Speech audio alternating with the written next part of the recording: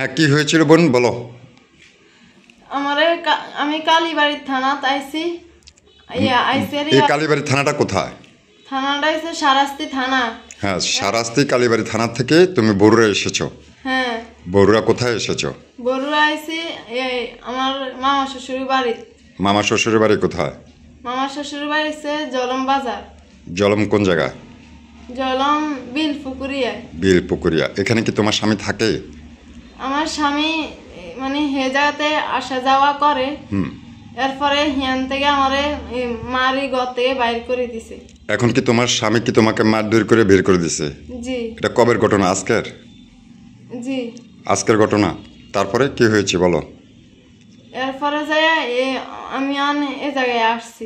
আচ্ছা, এই জায়গায় আসছো। এখন আমার প্রশ্নটা হলো যে তোমরা যে বিয়ে শাদী করেছো কি গার্ডিয়ান নিয়ে বিয়ে শাদী করেছো নাকি তোমরা নিজেরা প্রেমের মাধ্যমে বিয়ে না, হয়েছে? আমার গার্ডিয়ানে আমার ফ্যামিলি বিয়া দিছে আমারে। জি। হে আমার জামাইয়ের বন্ধু। হুম। এরপরে যাইয়া আমার ভাইয়ে বিয়া চাইছিতে বিয়া দিছে। এখন মানে 7 মাস আমার খোঁজ খবর নেয় না।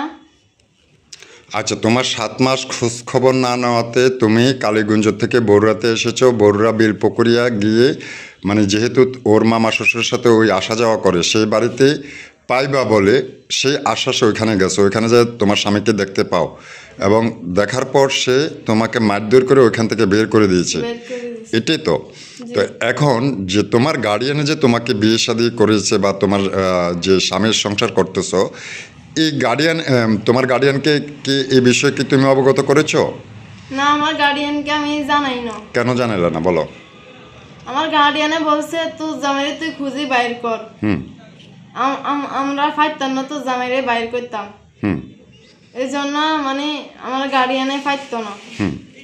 তোমাকে এরকম আর কতবার মারধর করছে?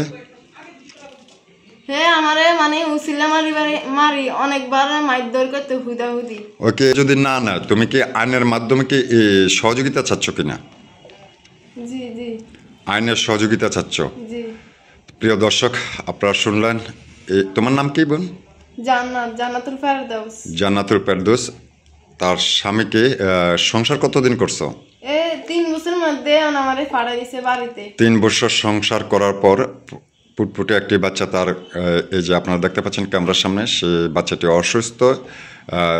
অসুস্থ হয়ে জ্বরে কাতরাচ্ছে। তো আমরা চাচ্ছি যে তার স্বামীটি যাতে তার কাছে ফিরে আসে সেই আশা প্রত্যাশা করছি এবং আমরা আমাদের সামনে যে বোনটি বসে আছে তার এখন দাবি সে আইনের সহযোগিতা নিতে চাচ্ছে। তো যে যেখান থেকে আমাদের এই ভিডিওটি দেখছেন শেয়ার করে অন্যকে দেখার সুযোগ করে দেবেন এবং আপনাদের মতামত এই বিষয়ে জানাবেন। তো প্রিয় দর্শক, আজকের মতো এখানে। আল্লাহ হাফেজ।